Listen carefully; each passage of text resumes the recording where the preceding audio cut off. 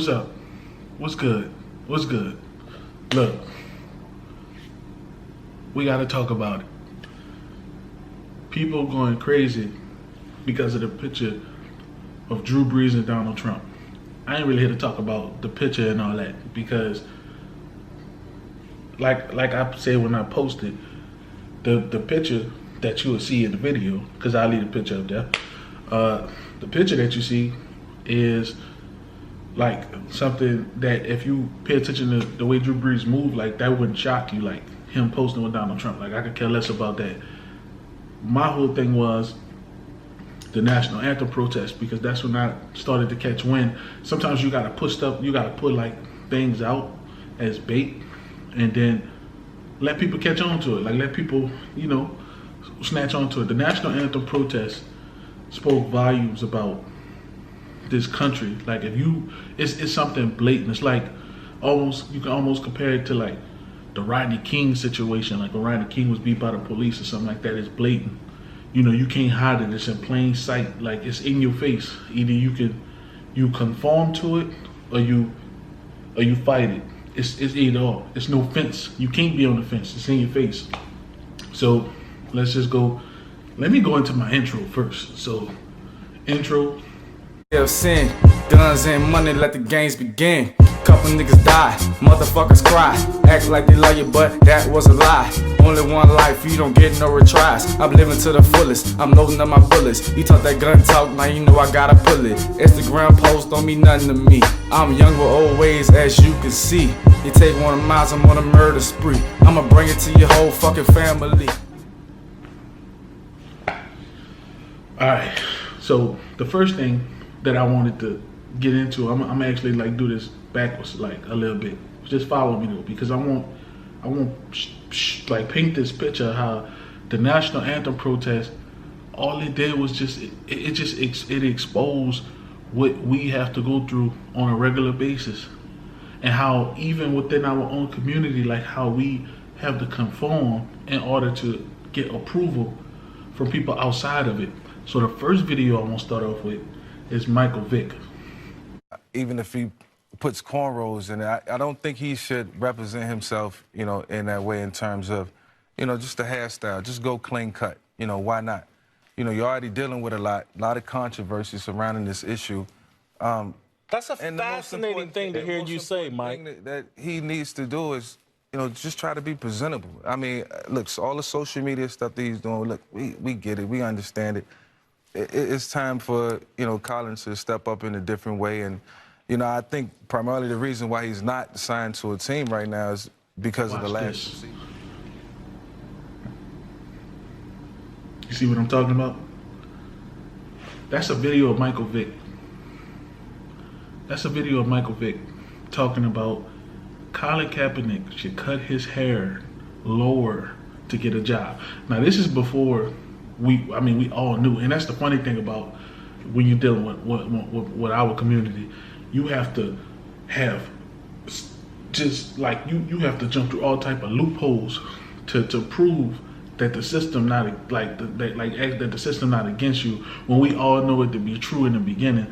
So when Colin Kaepernick didn't get a job because he started protesting the national anthem, everybody was saying, well, his last 2 seasons he wasn't super productive, and you know, like why would we play him? You know, like, so they were saying that he wasn't getting a job because he wasn't productive, when in all actuality he wasn't getting a job because he was kneeling for the national anthem, and we all knew that.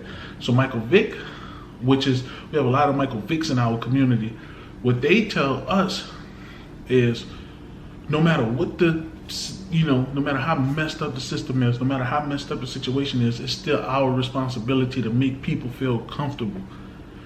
That's what he was telling Colin Kaepernick. Change your image. What's wrong with Colin Kaepernick's image? He have a bush and cornrows. A fro and cornrows. Go for a clean cut look. Y'all don't see how this plays into our community every day. That's not just for Colin Kaepernick. That's messages that get told to us on the daily, that we never can be ourselves, that we always got to conform, that we need to always stay clean cut, and like basically that we need to be like these robots. so that we can make other people feel comfortable, so that we don't come off as a threat. Like, that's what we always told. Michael Vick played into that beautifully, and those are the type of things that come out of us fighting for liberation. You have Michael Vicks, and I love Michael Vick as a football player. You know what I'm saying? But that's just a prime example of what Michael Vick just said. Go for a clean cut look. You playing a sport with you knocking people on the ass. A clean cut look. Come on, man. What does look got to do with him not playing in the NFL, where he puts a helmet on? A clean cut look to make who feel comfortable?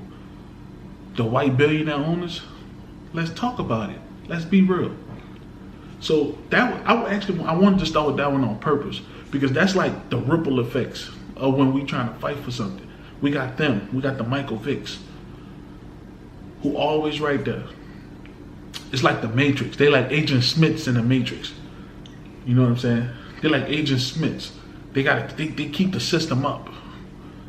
We trying to get to Zion, but we got the Agent Smiths chasing us. They look like us too. That was Michael Vick saying that Colin Kaepernick wasn't getting the job because he wasn't productive. Let's fast forward to today. We all know why Colin Kaepernick don't have a job. All right, but whatever. We're gonna stop right there. We're gonna go to the next video, and we're gonna do it like that. So we'll go to we're gonna do the next one. Next video, Cam Jordan. One of my favorite players. You know, Cam stand for something. Actually seeing Cam at the protest, when there was bad the mayor in Metairie, I think. Is it Metairie? Kenner? One of them, whatever. He was banning booster clubs from like using Nike stuff. It was something like that. Cam Jordan showed up. You know what I'm saying? But this is a clip right quick of Cam Jordan talking about kneeling. Respect our troops. We still love everything about our country, and it's because we love our country we have the ability to take this knee, the ability to place our hand over our heart, ability to not only hum, murmur, or sing the lyrics, but take pride in every part of the national anthem. That still does not deter us from the fact that we are Americans. It's not going to ever deter us from the fact that we respect our flag, that we love being American. It only gives us more pride to say, hey, this is the day and age where I can show and demonstrate something and what's on my mind and what's on my heart, and prove this to the world that this is an important topic to pay attention to, while meanwhile trying to unify a single mind. And that's what, pushing forward, that's the question, is how do you go forward and bring in unity? And so, again, I'm out in London yesterday. I'm enjoying everything about it. The crazy thing about this video and him and Cam talking, what he talking about, is that, again, the ripple effects. So in New Orleans, when the Saints players started to kneel, some of the local restaurants and bars refused to play the Saints games. They refused to play the Saints games because the Saints players was kneeling. Now, when you kneeling for, as a community, as black people, when you kneeling to combat police brutality and all of the other different things, mass incarceration, all of the different mechanisms that the system throws at us as a people to keep us in bondage. I mean, like, people who don't support that are people who are in favor of it. That's just how I feel. It's no ifs, ands, or buts about that. You don't support it, it's not disrespecting them. And I'm gonna get to the flag. I didn't start with the flag on purpose. I'm getting to that towards later on in the video. But so the thing that bothers me is you can do whatever you want. It's your restaurant, it's your bar. You don't have to play Saints games if they kneeling. But you know the part that bothers me about that is that most of your customers and the locations of your business is in our communities. I'm not gonna start a business in an Asian community and the Asian people. I'm getting their service. I'm taking their money. I'm building my wealth off of them by providing them a service, and then in return, I'm not gonna then go and invest in stuff that destroy the Asian community. Like that makes no sense to me. How you take from my people, but then you disrespect us so blatantly. If you don't like the issues that we stand for, if you feel like we being disrespectful to something because we standing up for issues that affect us, don't do business where we live at. It's what's so funny to me is they talk about New Orleans East, they talk about all these places like kids doing these different things. It don't stop nobody from coming, building business, making, having businesses inside our communities. If our community is so dangerous, why they got every corner store, all these different places? Why y'all got it in the community? If it's so dangerous, we dangerous, but you can make a lot of money off us. Come on, man, it don't make no sense. I found that part to be extremely disrespectful. Like, you making money off our community, and you just have the audacity to, like, if you don't respect us, our issues, get from around us. I ain't telling you, just get from around. You never gonna be able to take nothing. Like, how dare you? Like, that's just that's just blatant disrespect that these people have. You and our communities taking resources from us.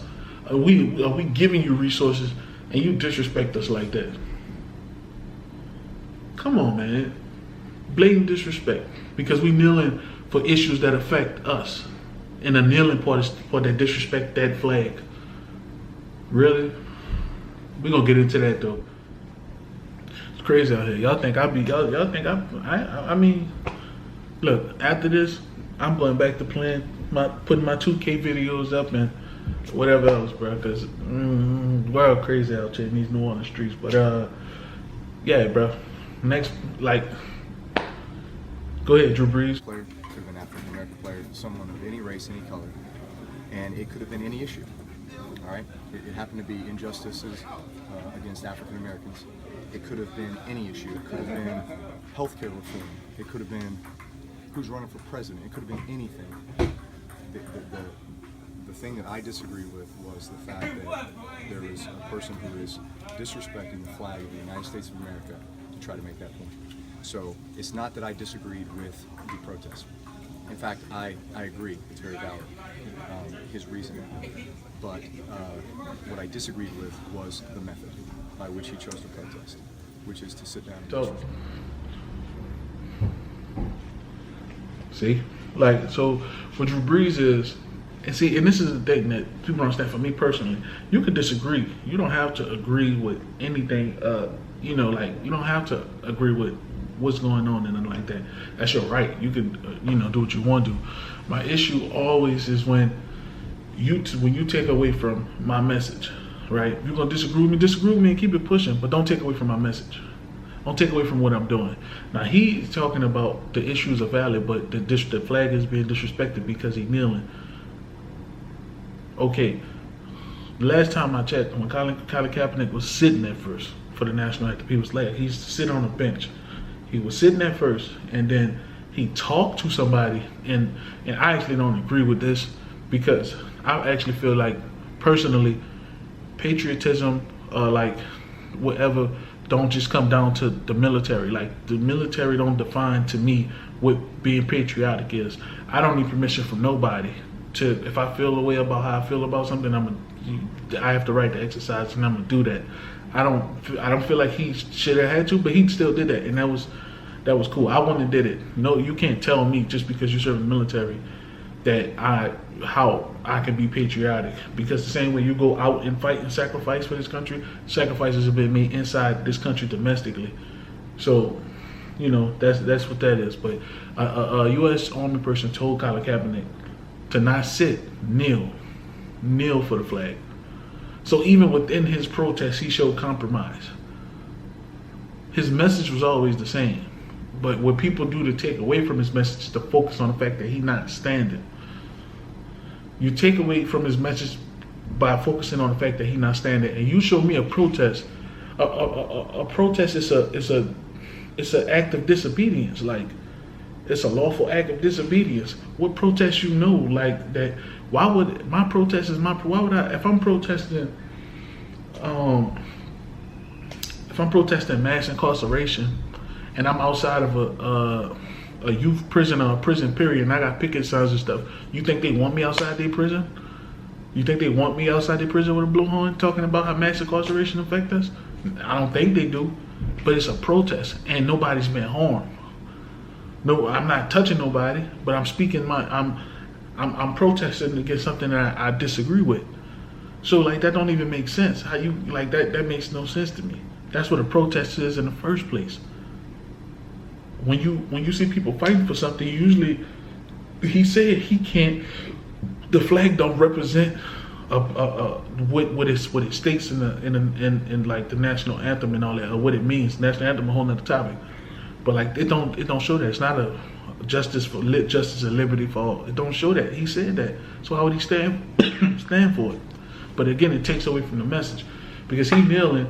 We won't focus on him not standing, but we won't focus on what his message is, because the focus on his message is then to indulge in dialogue, and then indulge in dialogue means we start to shatter narratives, and once we start shattering narratives, then it kind of go from there, and the fire gets sparked. But nobody don't want to do that. We want to just focus on the fact that he ain't standing, and then we want to have restaurants and shit in the black community, and then say we ain't playing no Saints games for y'all, so don't come up in here, but still give them our dollar. Or then when Sunday come, we, like I said, I ain't watched football in a long time.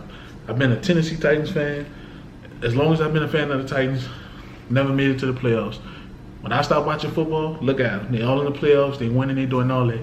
I'm not rooting for them, not because I'm trying to prove a point or nothing, but I don't have I've lost the urge to even like football. Don't do nothing for me no more.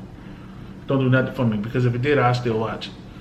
Didn't do nothing for me. You can't blatantly spit in my face, and it is what it is. But Drew Brees said the issues are valid, but kneeling, the disrespect of the flag by kneeling is like he can't do that, But that's that him kneeling is enough to take away from the message that he talking about, right?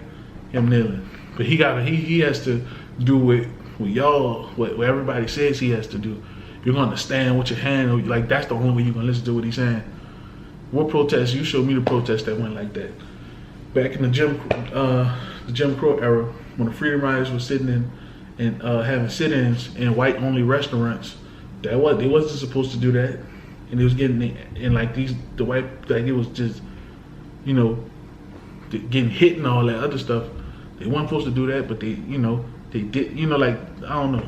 People don't know what they're talking about. They talk about protests and all that. Like I said, I'm playing 2K videos after that, but it is what it is.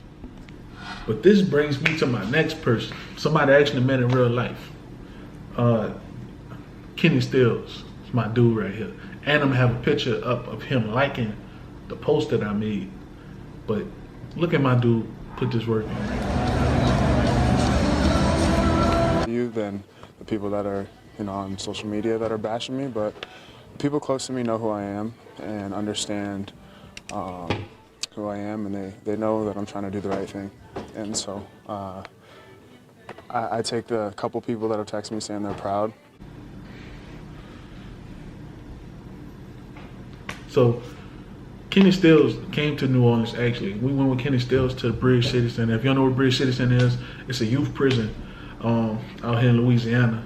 Kenny Stills went with us to two youth prisons. He went with us. You can relax. He went with us to Bridge City. And come on, son, go ahead. Dang, messing up my video. He went with us to Bridge City, and then he went with us to the Youth Study Center, and he spoke to the young dudes up in both, and he took my wallet. He took my wallet, bro. And he took my wallet. He did something else. I can't even remember what this nigga did. I can't remember what else you did. He funny though. That's a hilarious dude, bro. Kenny Stills is hilarious, bro. That dude is funny. But now we went to Bridge City and we went. Oh, and he bought all us something to eat too. He's a goat. But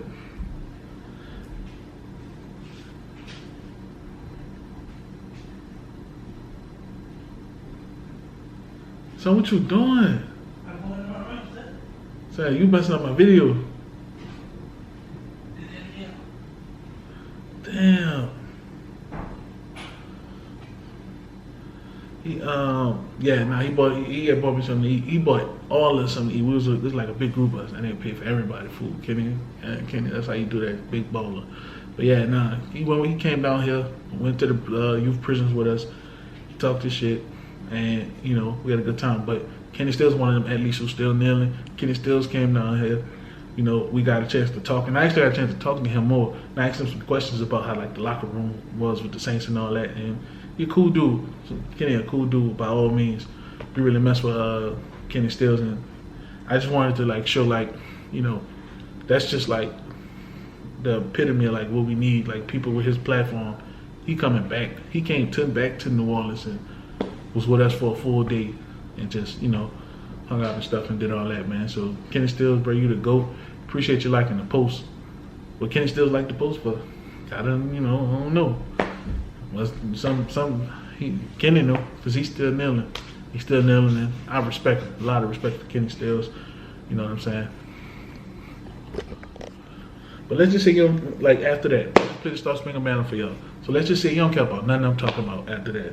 Whatever, it's super patriotic to stand up and, hold all that shit you do. So let's say you don't care. I could talk my shit about how the national anthem wasn't written for us in the first place, because it wasn't. I think it was written in I might be wrong, but I got something coming after me that's going to fact check me. I think it was written in 1814 by this dude named, who I don't remember, who was a slave owner. And I think back around that time, my ancestors joined the British, and they joined the British to get their freedom. And he wrote, the slave owner dude wrote Star Spangled Banner, and the lines that they took out, he was talking about the slaves and everybody being traitors and all that other stuff and all yada yada. Point moral of the story: the national anthem wasn't even written with us in mind, black people. It wasn't written with us in mind. You can't change the intent of something. That's what people don't understand. Whatever the intent of something was, that's what it will remain to be. You can take out whatever you want to. If I took Tupac, I'm getting brain freeze. Tupac, Hit 'Em Up. Yeah, Hit 'Em Up.